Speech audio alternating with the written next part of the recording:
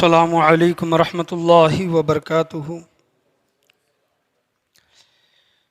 الحمد للہ نحمده ونستعینه ونستغفره ونؤمن به ونتوکل علیہ من شرور انفسنا ومن سیئات اعمالنا من يهده الله فلا مضل له ومن يضلل فلا هادي له اما بعد فاعوذ باللہ من الشیطان الرجیم بسم اللہ الرحمن الرحیم یا ایہا الذین آمنوا لا ترفعوا اصواتکم فوق صوت النبی ان تحبط اعمالکم وانتم لا تشعرون۔ صدق اللہ و مولانا رسولہ النبی الامین المکین الکریم وعلی آلہ الشاہدین والشاکرین والحمد للہ رب العالمین۔ تقریر کا آغاز کرنے سے پہلے ہم اور آپ مل کر گنبد خضرا میں آرام فرمانے والے آقا حضور تاجدار مدینہ جناب احمد مجتبیٰ محمد مصطفیٰ صلی اللہ علیہ وسلم کی مقدس بارگاہ بے پناہ میں درود و سلام کا ہدیہ نشاور کریں۔ پڑھی بآواز بلند اللہم صلی علی محمد وعلی آل محمد وبارک سلم صلی علیہ الصلاۃ والسلام علیک یا رسول اللہ صلی اللہ تعالیٰ علیہ وسلم۔ اور ایک مرتبہ جھوم جھوم کر نبی اور آل نبی کی بارگاہ میں درود و سلام کا ہدیہ نشاور کریں۔ اللہم صلی علی محمد وعلی آل محمد وبارک سلم صلی علیہ الصلاۃ والسلام علیک یا رسول اللہ صلی اللہ تعالیٰ علیہ وسلم۔ حقیقت میں وہ لطف زندگی پایا نہیں کرتے،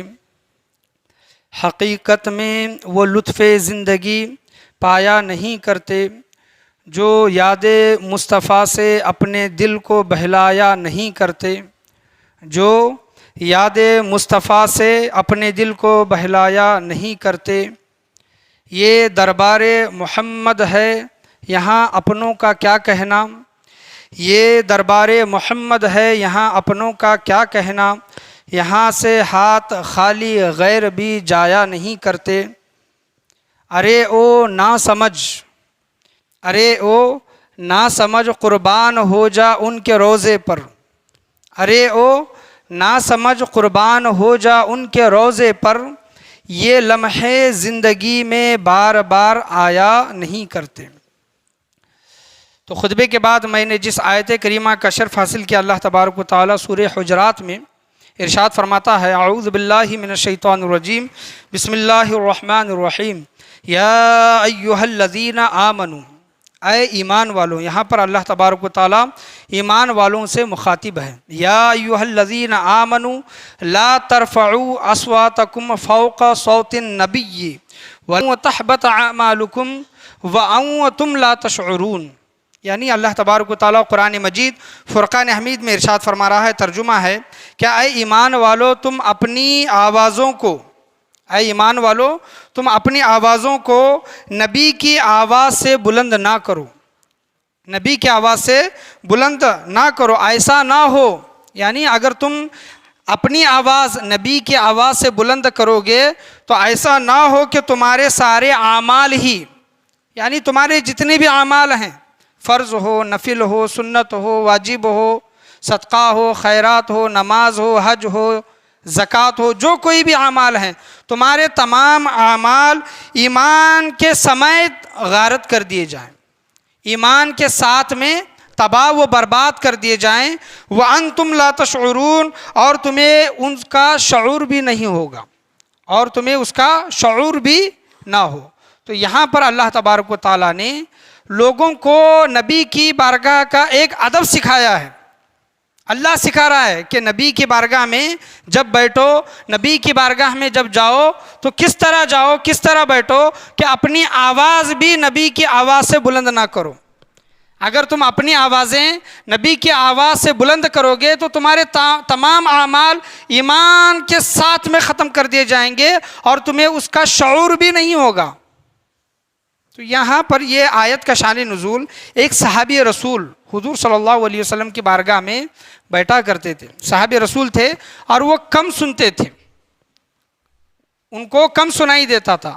اور آپ کو پتہ ہے، مجھے پتہ ہے کہ جس کو کم سنائی دیتا ہے وہ بلند آواز میں بات کرتا ہے، یعنی زور سے بات کرتا ہے، اور اس کو لگتا ہے کہ میں نارمل آواز میں بات کر رہا ہوں۔ تو صحابی رسول صلی اللہ علیہ وسلم کا بھی معاملہ وہی تھا، وہ ان کو سنائی کم دیتا تھا، اونچا سنتے تھے۔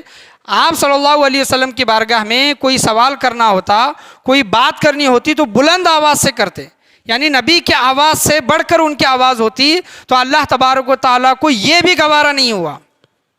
یہ بھی گوارا، کوئی جان بوجھ کر نہیں کر رہا، ایک عذر ہے اس صحابی رسول کے ساتھ، کیا ہے؟ ایک عذر ہے، یعنی ان کو کم سنائی دیتا ہے، اس وجہ سے وہ بلند آواز میں بات کرتے ہیں۔ لیکن اللہ کو یہ بھی گوارا نہیں کہ میری نبی کے بارگاہ میں کوئی اس طرح بات کرے، یعنی ہو سکتا ہے ان کا دیکھا دیکھی دوسرے اور صحابہ کرام اونچی آواز میں بات کرے تو اللہ تبارک و تعالیٰ نے وہ دروازہ ہی بند کر دیا، یعنی میرے نبی کے بارگاہ میں جب بیٹھو تو بلند آواز سے بات نہ کرو، یہ اللہ تبارک و تعالیٰ نے منع فرمایا۔ تو صحابہ کرام، یہ جب آیت اتری تو تمام کے تمام صحابہ کرام کبھی بھی حضور صلی اللہ علیہ وسلم کی بارگاہ میں اپنی آواز کو نبی کی آواز سے بلند نہیں کرتے، اور یہاں تک آیا ہے کہ سیدنا ابو بکر صدیق رضی اللہ تعالیٰ عنہ کا یہ حال، یہ آیت اترنے کے بعد آپ رضی اللہ تعالیٰ عنہ، حضرت ابو بکر صدیق رضی اللہ عنہ اتنی دھیمی آواز میں بات کرتے کہ کسی کو سنائی نہیں دیتا، وہ کہتے کہ اور ایک بار کہو، یعنی آپ نے جو کہا ہمیں سنائی نہیں دیا، آپ اور ایک بار دہراؤ۔ تو یہ حال صحابہ کرام کا تھا حضور صلی اللہ تعالیٰ علیہ وسلم کی بارگاہ میں، کہ وہ ادب آپ صلی اللہ علیہ وسلم کی بارگاہ میں اس طرح بجا لاتے تھے۔ تو تمام کے تمام جتنے بھی صحابہ کرام ہیں، یہ حکم تو اس صحابی کے لیے اترا، لیکن حکم یہ سب کے لیے ہے، یعنی نبی کی بارگاہ میں ہم بلند آواز سے بات نہیں کر سکتے۔ اور یہاں پر دیکھیں کہ قرآن میں جا بجا اعمال تباہ و برباد ہونے کا ذکر آیا ہے کہ تم یہ فلاں کام کرو گے، یہ گناہ کا کام کرو گے تو تمہارے اعمال ختم کر دیے جائیں گے، ایمان سے تم ہاتھ دھو بیٹھو گے، اس کا ذکر آیا ہے، اعمال ختم ہونے کا، اعمال سے اور ایمان سے ہاتھ دھو بیٹھنے کا تو ذکر آیا ہے۔ وَأَنْتُمْ لَا تَشْعُرُونَ، یعنی تمہیں اس کا شعور بھی نہیں ہوگا، اس کا ذکر نہیں آیا سوائے اس آیت کے کہ میرے نبی کے بارگاہ میں تم بلند آواز سے بات نہ کرو۔ کیوں؟ علماء کرام بیان کرتے ہیں کہ اگر کوئی نبی کا گستاخ ہو، اگر کوئی نبی کا دشمن ہو اور حضور صلی اللہ علیہ وسلم کی بارگاہ میں اپنی آواز کو بلند کرے تو اللہ تبارک و تعالیٰ کو یہ گوارا نہیں کہ اس انسان کو اس کی خبر ہو کہ میرے اعمال اور ایمان ختم ہو چکے ہیں، یعنی اللہ تبارک و تعالیٰ اس کو توبہ کی بھی توفیق نہیں عطا کرتا، یعنی انسان کو جب پتہ ہی نہیں ہوگا کہ میرے اعمال اور ایمان ختم ہو گئے ہیں، شعور ہوگا تو توبہ کر لے گا، معلوم پڑ جائے گا تو اللہ کی بارگاہ میں رجوع ہوگا۔ لیکن جو نبی کا گستاخ ہوگا، جو نبی کا دشمن ہوگا اور نبی کی بارگاہ میں بلند آواز سے بات کرے گا، اللہ تبارک و تعالیٰ نے اس کا شعور تک ختم کر دیا، یعنی تمہیں شعور بھی نہیں ہوگا کہ تمہارے اعمال اور ایمان ختم کر دیے گئے۔ یہ ہے حضور صلی اللہ علیہ وسلم کی بارگاہ کی عظمت۔ قرآن میں جا بجا اعمال ختم ہونے کا، اعمال تباہ و برباد ہونے کا، ایمان تباہ و برباد ہونے کا ذکر آیا ہے، لیکن حضور صلی اللہ علیہ وسلم کی بارگاہ کی جب بات آتی ہے، حضور صلی اللہ علیہ وسلم کی جب ذات کی جب بات آتی ہے اور ان کی گستاخی کی جب بات آتی ہے، اگر کوئی ان کی بارگاہ میں گستاخی کرتا ہے، بلند آواز سے بات کرتا ہے، اللہ تبارک و تعالیٰ اس کے اعمال بھی تباہ و برباد کر دے گا، اس کا ایمان بھی ختم ہو جائے گا اور اس کو شعور تک بھی نہیں ہوگا۔ اور یہ حکم آج بھی ہے، آج بھی ہم حضور صلی اللہ علیہ وسلم کی بارگاہ اقدس میں جب جاتے ہیں، روضہ رسول کے سامنے جب جاتے ہیں، یہ حکم آج بھی ہے کہ حضور صلی اللہ علیہ وسلم کی بارگاہ میں ہم اپنی آواز بلند نہیں کر سکتے۔ تعظیماً، ادباً، یہ صحابہ کرام کا شیوا تھا، صحابہ کرام کا طریقہ تھا کہ آپ صلی اللہ علیہ وسلم کی بارگاہ میں کبھی بھی انہوں نے بلند آواز سے یہ آیت اترنے کے بعد کبھی بھی بات نہیں کی، بلکہ اپنی آوازوں کو پست رکھتے تھے، نیچا رکھتے تھے، اور کم آواز میں حضور صلی اللہ علیہ وسلم کی بارگاہ میں کوئی سوال کرنا ہوتا، کچھ پوچھنا ہوتا، کچھ عرض کرنا ہوتا تو حضور صلی اللہ علیہ وسلم کی بارگاہ میں اپنی آوازوں کو پست رکھ کر پوچھا کرتے تھے۔ یہ صحابہ کرام کا حال ہے۔ اور آج کی میری تقریر کا جو عنوان ہے آپ جان چکے ہوگے، پچھلے جمعہ بھی صحابہ کرام کا عشق رسول صلی اللہ علیہ وسلم یہ میرا موضوع تھا، اور آج کا بھی موضوع جو ہے دوسرا جمعہ چل رہا ہے، صحابہ کرام کا عشق رسول کیا تھا، یہی آج موضوع ہوگا۔ احادیث کریمہ کی روشنی میں میں چند واقعات، چند احادیث کریمہ آپ کے سامنے میں بیان کرنے کی کوشش کروں۔ ابھی مسلمانوں پر سونا حرام نہیں ہوا تھا، گولڈ ابھی حرام نہیں ہوا تھا، اور صحابہ کرام دیکھیں کہ حضور صلی اللہ تعالیٰ علیہ وسلم جو بھی عمل کرتے ان کا دیکھا دیکھی صحابہ کرام بھی ویسا عمل کرنے کی کوشش کرتے۔ تو سونا ابھی حرام نہیں ہوا تھا، تو آپ صلی اللہ تعالیٰ علیہ وسلم نے اپنے لیے ایک سونے کی انگوٹھی بنائی، اور صحابہ کرام کو بھی پتہ چلا کہ آپ صلی اللہ علیہ وسلم نے سونے کی انگوٹھی بنائی ہے۔ تو دوسرے دن مجلس میں تمام کے تمام صحابہ کرام نے سونے کی انگوٹھی بنا کر آ گئے، تمام کے تمام صحابہ کرام بیٹھ گئے۔ یہ حدیث میں آپ کے سامنے جو بیان کر رہا ہوں، یہ حدیث بخاری شریف میں بھی ہے، اور دوسری جو صحابی رسول صلی اللہ علیہ وسلم کے بارے میں وہ حدیث میں آگے بیان کروں گا، وہ مسلم شریف میں ہے۔ بخاری و مسلم شریف کے احادیث کریمہ آپ کے سامنے بیان کروں گا۔ تو آپ صلی اللہ علیہ وسلم نے دیکھا کہ تمام کے تمام صحابہ کرام نے سونے کی انگوٹھی بنا کر لائی ہیں۔ تو آپ صلی اللہ علیہ وسلم نے، قرآن میں تو سونا مرد پر حرام ہے یہ ذکر نہیں ہے، لیکن احادیث کریمہ میں اس چیز کی ممانعت آئی ہے، حرام سونا مردوں پر کیا گیا ہے، لیکن پھر بھی آج کے مرد حضرات دکھاوے کے طور پر، شو بازی کے طور پر گلے میں سونے کی چین، ہاتھوں میں سونے کی انگٹھی وغیرہ ڈالتے ہیں، حالانکہ یہ چیز حرام ہے، یاد رکھیں، کوئی ناجائز یا پھر مکروہ تنزیہی بھی نہیں، بلکہ حرام ہے، اور ایک حرام کام انسان مسلسل کر رہا ہے۔ مثال کے طور پر اگر کوئی انسان سونے کی انگٹھی پہنتا ہے یا پھر سونے کا چین پہنتا ہے، جب تک وہ اس کے گلے میں رہے گا، جب تک وہ اس کے ہاتھوں میں رہے گا، حرام کام کرنے کا گناہ اس کے نامہ اعمال میں لکھا جاتا رہے گا، یعنی فرشتے لکھتے رہیں گے۔ 24 گھنٹے اگر رہے گا، برس کے 12 مہینے اگر وہ سونا اس کے جسم پر رہے گا، تو اس کو برابر حرام گناہ کرنے کا اس کو گناہ ملتا رہے گا، اس کے نامہ اعمال میں درج ہوتا رہے گا۔ لوگوں کو پتہ ہے، مسلمانوں کو پتہ ہے، مسلمانوں کی بات کر رہا ہوں میں، کسی اور غیر قوم کے لوگوں کی بات نہیں کر رہا، بلکہ مسلمانوں کی بات کر رہا ہوں کہ مردوں پر سونا حرام ہے، پھر بھی لوگ سونا کھلے طور پر پہنتے ہیں۔ ایک گناہ ہوتا ہے کہ انسان چھپ کر رہا ہے، وہ چھپ کر رہا ہے، تو اس کا گواہ کون ہوتا ہے؟ وہ خود جاننے والا ہوتا ہے، یا پھر اس کا پروردگار، یعنی اللہ کو وہ گناہ کرنے والا انسان کے متعلق اللہ کو پتہ ہوتا ہے۔ لیکن ایک گناہ یہ ہے کہ ہم سر عام لوگوں کے سامنے کرتے ہیں، لوگوں کو دکھا کر کرتے ہیں۔ ان تمام گناہوں میں سے ایک گناہ کیا ہے؟ سونے کو کھلے طور پر لوگوں کے سامنے اپنے ہاتھوں میں، اپنے گلے میں پہننا، یہ حرام ہے، شریعت نے منع کیا ہے، اور ہمیں اس سے بچنے کی، سونا پہننے سے بچنے کی کوشش کرنی چاہیے۔ دنیا میں مرد پر سونا وہ ریشم حرام ہے، لیکن جنت میں اللہ تبارک و تعالیٰ نے یہ تمام چیزیں ہمارے لیے عطا فرما کر رکھی ہیں، یعنی یہ تمام چیزیں ہمیں ملے گی دنیا میں جو چیزیں حرام ہیں۔ تو حضور صلی اللہ علیہ وسلم نے دیکھا کہ تمام کے تمام صحابہ کرام نے سونے کی انگوٹھی لے کر آئے ہیں، تو آپ صلی اللہ علیہ وسلم نے وہ سونے کی انگوٹھی پھینک دی، اور صحابہ کرام سے کہا کہ آج سے مرد کے اوپر، یعنی یہی وہ دن تھا جس دن سے مرد پر سونا حرام ہوا، آپ صلی اللہ علیہ وسلم نے کہا کہ آج سے مسلمان مرد پر سونا حرام ہے۔ تو جتنے بھی صحابہ کرام تھے، تمام کے تمام صحابہ کرام نے حضور صلی اللہ علیہ وسلم کا وہ سونے کی انگوٹھی پھینکنا دیکھا، تو تمام کے تمام صحابہ کرام نے وہ اپنی سونے کی انگوٹھی پھینک دی، سونے کی انگوٹھی پھینک دی، وہ گھر لے کر نہیں گئے۔ عقل یہ کہتی ہے کہ ہم لے جا کر اس کو دوسری چیزوں میں استعمال کرتے ہیں، عقل تو یہ کہتی ہے جائز تھا، وہ لے کر اپنی دوسرے کاموں میں اس کو استعمال کر سکتے تھے، یا پھر اپنی گھر کی عورتوں کو دے سکتے تھے، لیکن عشق یہ کہتا ہے جب محبوب نے پھینک دیا تو ہم کیوں اٹھائیں؟ جب محبوب نے اس کو ترک کیا ہے تو ہماری کیا ضرورت کہ اس کو لے کر ہم گھر کو لے کر جائیں۔ ایک صحابی رسول، مسلم شریف کی حدیث ہے، ان کو پتہ نہیں تھا، وہ سونے کی انگوٹھی پہن کر آئے،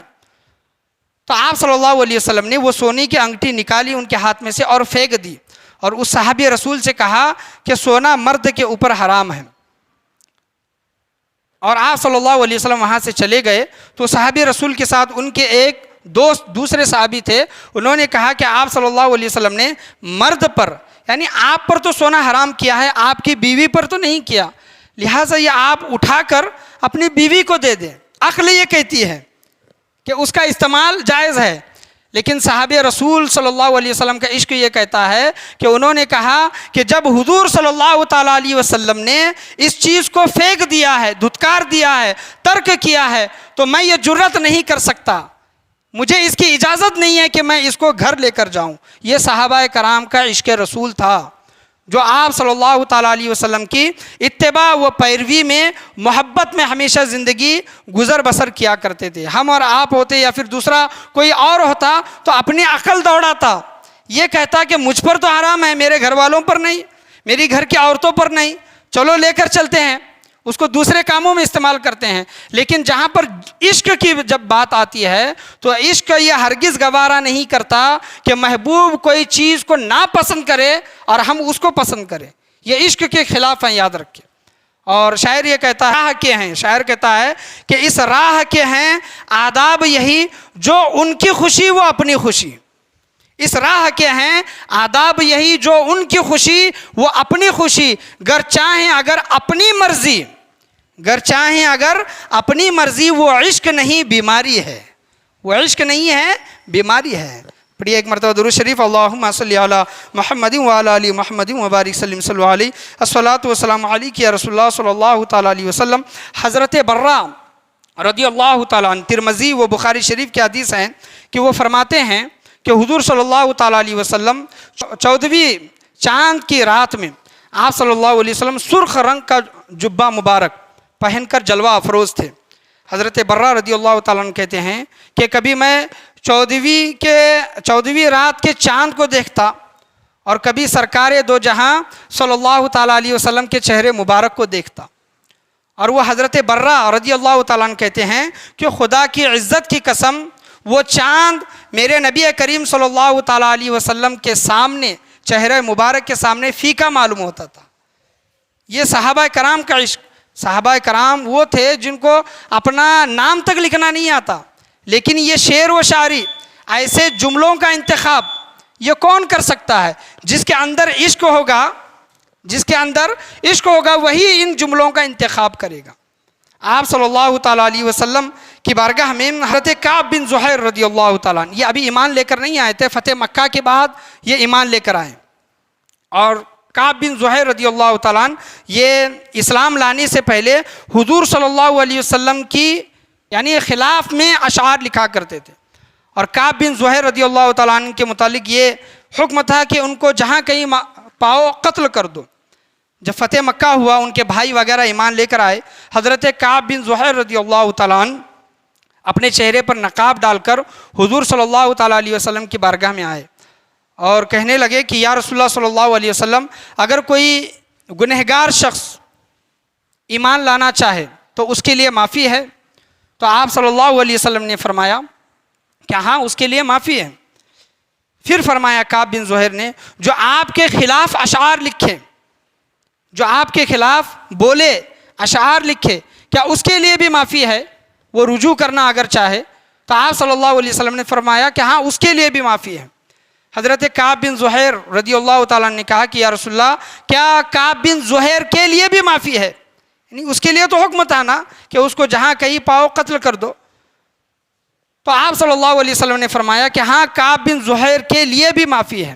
تو حضرت کعب بن زہیر رضی اللہ تعالیٰ عنہ اپنے چہرے سے نقاب ہٹاتے ہیں اور کہتے ہیں کہ یا رسول اللہ صلی اللہ علیہ وسلم، میں آپ کی بارگاہ میں حاضر ہوں، مجھے معاف فرمائیں،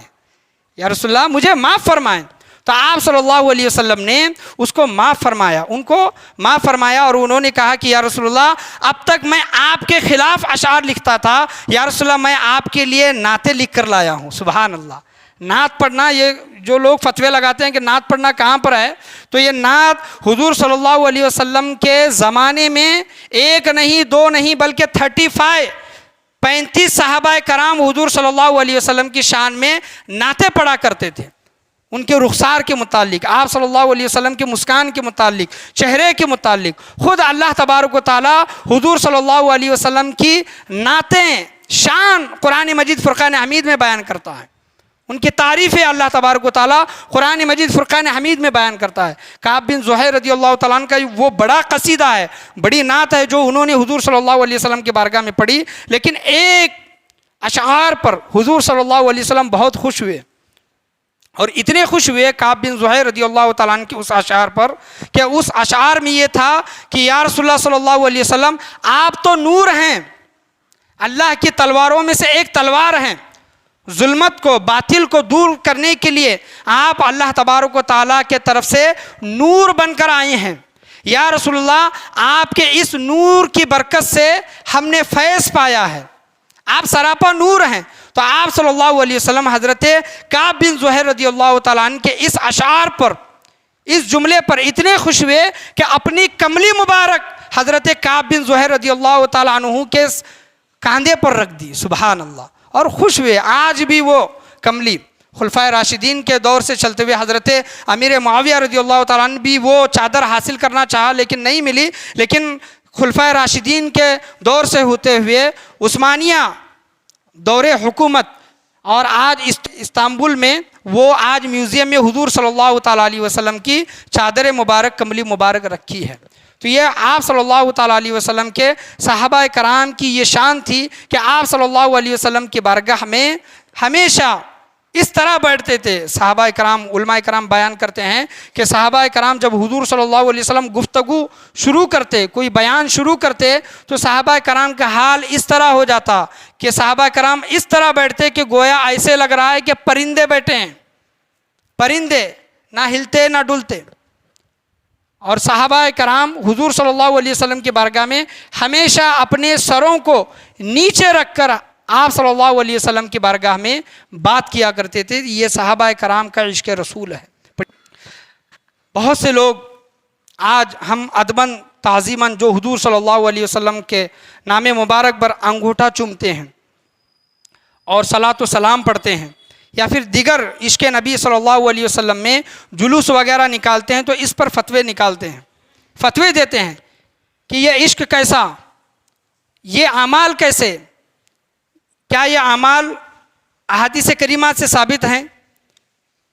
علماء کرام کی کتابوں سے ثابت ہیں، یہ سوالات کرتے ہیں۔ لیکن صحابہ کرام کی اگر زندگیوں کو دیکھیں کہ ان کے عشق کا ذوق اور شوق ان کے دل میں حضور صلی اللہ علیہ وسلم کا کتنا تھا کہ جب کبھی کوئی جانور، چاہے وہ اونٹ ہو، بکری ہو یا پھر ہرن ہو، حضور صلی اللہ علیہ وسلم کی بارگاہ میں ادباً تعظیماً سجدہ کیا کرتے تھے۔ جانوروں کو تو وہ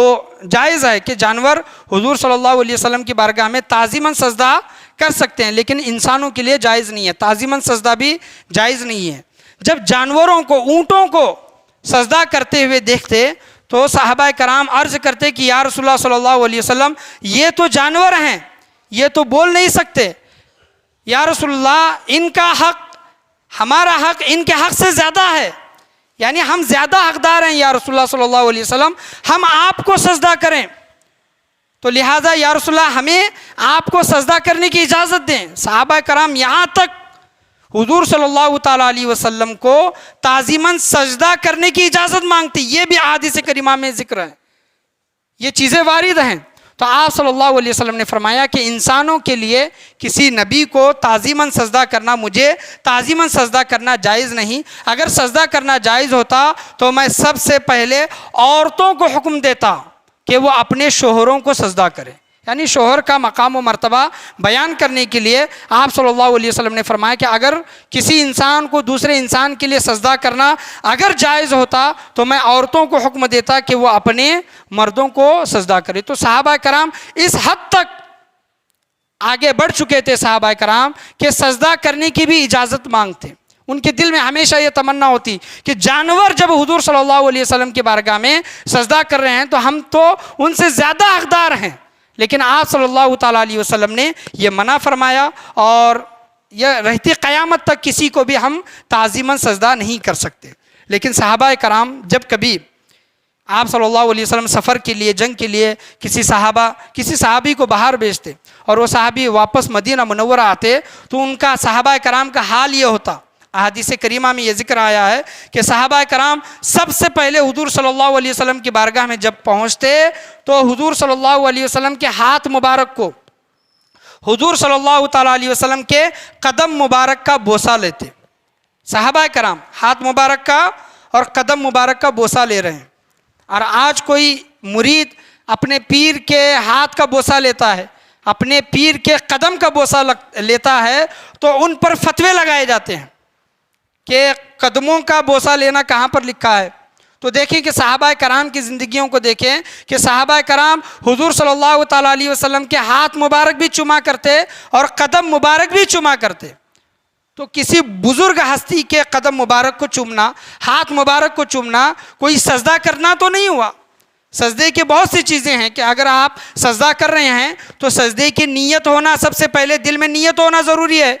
کعبے کی طرف منہ کرنا ضروری ہے. اور سجدے کی جو حالت جو ہوتی ہے کہ انسان اپنی ناک کو ٹیکائے، پیشانی کو ٹیکائے، اپنے ہاتھوں کو، اپنے پیروں کے پنجوں کو زمین کو ٹیکائے، تب سجدہ ادا ہوگا. تو انسان جب اپنے پیر و مرشد کا، اپنے ماں کے قدم وغیرہ کو چومتا ہے تو وہ تو سجدہ نہیں ہوا.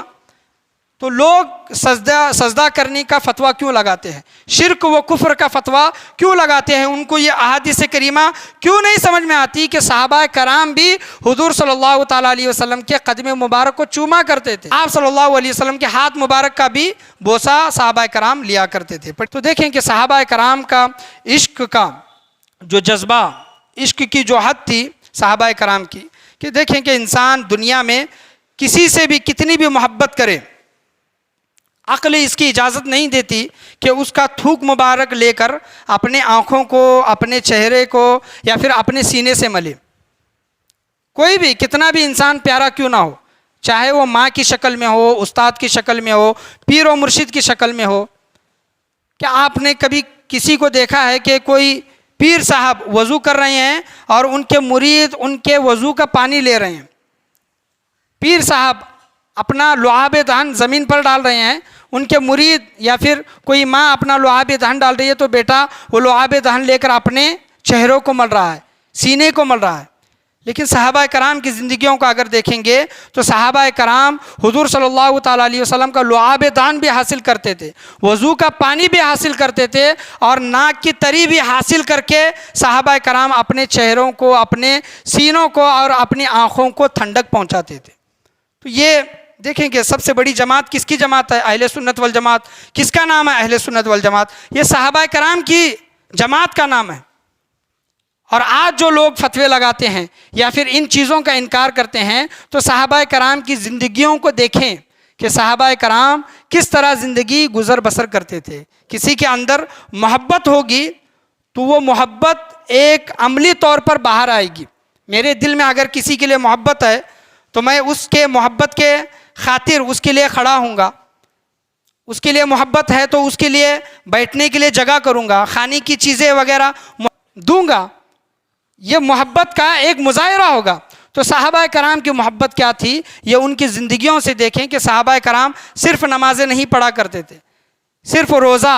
حج وغیرہ، زکوٰۃ، یہ تمام چیزیں تو کرتے تھے، لیکن صحابہ کرام کی زندگی کا دوسرا رخ اگر دیکھتے ہیں عشق رسول کے نظر سے، عشق کی نظر سے اگر صحابہ کرام کی زندگی کو اگر دیکھتے ہیں تو انسان کے لیے خون پینا حرام ہے، خون. لیکن کسی جنگ میں آپ صلی اللہ علیہ وسلم کا خون مبارک نکلا، جس میں اقدس سے خون مبارک نکلا، اور ایک صحابی رسول صلی اللہ علیہ وسلم نے وہ خون مبارک لیا اور وہ پی گئے. وہ جانتے تھے کہ دوسروں کا خون ہمارے لیے حرام ہے،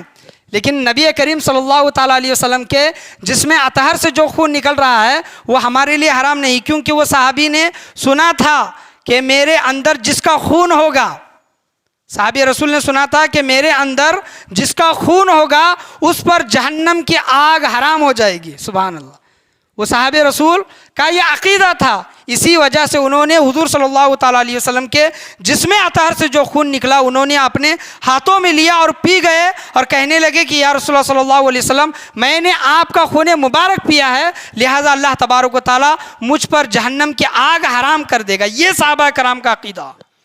یہ عقیدہ رکھتے تھے صحابہ کرام حضور صلی اللہ تعالیٰ علیہ وسلم کے متعلق. اگر آج کوئی یہ عقیدہ رکھے حضور صلی اللہ تعالیٰ علیہ وسلم کے عشق میں، اگر کوئی اپنے گھر پر جھنڈا لگائے، حضور صلی اللہ علیہ وسلم کے عشق میں کوئی جلوس نکالے، نعت نبی صلی اللہ علیہ وسلم پڑھے، یا پھر حضور صلی اللہ علیہ وسلم کی موئے مبارک کی زیارت کے لیے یہاں سے میلوں کا سفر طے کر کے کسی اور مقام پر زیارت کے لیے جائے، تو وہ حرام نہیں بلکہ صحابہ کرام کے نقش قدم پر ہے، صحابہ کرام کے طریقہ کار پر ہے. صحابہ کرام کو جو سمجھ میں آیا، ان کی جیسی محبت تھی، ان کا جیسا عشق تھا، انہوں نے وہ مظاہرہ کیا. آج ہمارے اندر جس طرح محبت ہے وہ شریعت کے خلاف نہ ہو، بس اتنا کام کریں کہ وہ کام شریعت کے خلاف نہ ہو بلکہ شریعت کے دائرے میں ہو. محبت میں وہ اگر کام کر رہے ہیں اللہ تبارک و تعالیٰ کی بارگاہ میں وہ ضرور قبول کیا جائے گا. صحابہ کرام کو کسی نے یہ نہیں کہا تھا کہ حضور صلی اللہ علیہ وسلم کے وضو کا پانی حاصل کرو، حضور صلی اللہ علیہ وسلم کا لعاب دہن حاصل کرو، موئے مبارک حاصل کرو. کسی نے یہ نہیں کہا تھا بلکہ ان کا عشق تھا جو ان سے کروا رہا تھا. صحابہ کرام حضرت عبداللہ بن عمر بن عبدالعزیز رضی اللہ تعالیٰ عنہ کہیں کسی مقام سے گزر رہے تھے، گزرتے انہوں نے تھوڑا ٹرن لیا، یعنی گھوم گئے. تو ان کے ساتھ والے پوچھے کیا ہے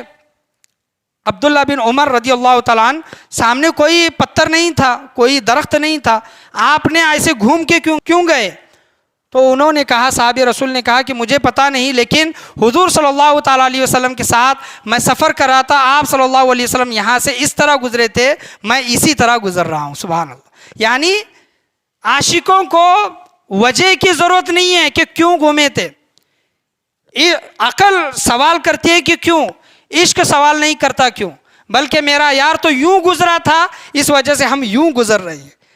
صحابی رسول بہت سے صحابہ کرام مدینہ منورہ میں اپنے گھروں کو چھوڑ کر دوپہر کے وقت میں ایک درخت کے نیچے جا کر آرام کیا کرتے تھے. بہت سے لوگوں نے پوچھا کہ دھوپ ہے، دوپہر کا وقت ہے، آپ اپنے گھروں کو چھوڑ کر گھر میں آپ آرام کر سکتے ہیں، دوپہر میں قیلولہ کر سکتے ہیں، آپ گھروں میں آرام کو چھوڑ کر اس درخت کے نیچے کیا کرنے جاتے ہیں؟ صحابہ کرام نے کہا کہ وہاں پر حضور صلی اللہ تعالیٰ علیہ وسلم آرام فرمایا کرتے تھے، اسی وجہ سے ہم یار کی یاد میں وہاں پر جا کر آرام کرتے ہیں. تو دیکھیں کہ صحابہ کرام جو حضور صلی اللہ تعالیٰ علیہ وسلم کے عشق میں جو کرتے تھے، عقل تو سوال کرتی ہے کیوں کر رہے ہیں، لیکن عشق یہ سوال نہیں کرتا. عشق تو یہ کہتا ہے کہ میرے یار نے یوں کیا تھا اس وجہ سے ہم بھی اس طرح کر رہے ہیں. تو اللہ سے دعا ہے کہ اللہ تبارک و تعالی ہم تمام لوگوں کو بولنے سننے سے زیادہ عمل کی توفیق عطا فرمائے، صحابہ کرام کے نقش قدم پر چلنے کی توفیق عطا فرمائے. انشاءاللہ عز و جل اگر ہوا تو آنے والے جمعہ میں بھی صحابہ کرام کے عشق رسول پر کچھ اور واقعات بیان کرنے کی کوشش کی جائے گی. اللہ سے دعا ہے کہ اللہ تبارک و تعالی ہم تمام لوگوں کو بولنے سننے سے زیادہ عمل کی توفیق عطا فرمائے. اور ایک چیز یاد رکھیں کہ جلوس میں ہم آنے والے اتوار کو جلوس میں نکل رہے ہیں، جلوس میں ادب کے ساتھ نکلیں، کسی کو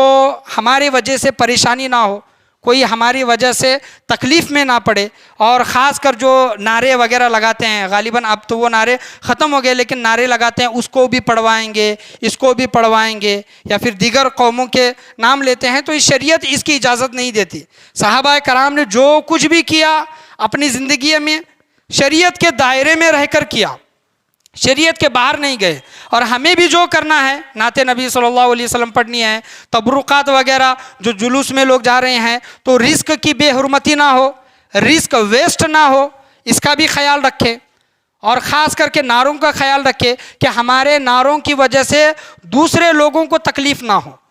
اور شریعت کے دائرے میں رہ کر اپنی نگاہوں کی حفاظت کرتے ہوئے جلوس نکالیں. یہ علماء کرام نے اس کی اجازت دی ہے. میں اللہ سے یہی دعا کرنا چاہوں گا کہ اللہ تبارک و تعالی ہم جو کوئی بھی عمل کرے شریعت کے دائرے میں رہ کر عمل کرنے کی توفیق عطا فرمائے. آج کے درس میں، آج کے بیان میں، بولنے میں، سننے میں، سمجھانے میں کسی بھی قسم کی غلطی، کمی بیشی، کوتاہی، خامی، بھول چوک ہوئی ہو، اللہ تبارک و تعالی اپنے فضل و کرم سے اسے معاف عطا فرمائے. لا الہ الا اللہ محمد رسول اللہ صلی اللہ تعالی علیہ وسلم. وسلم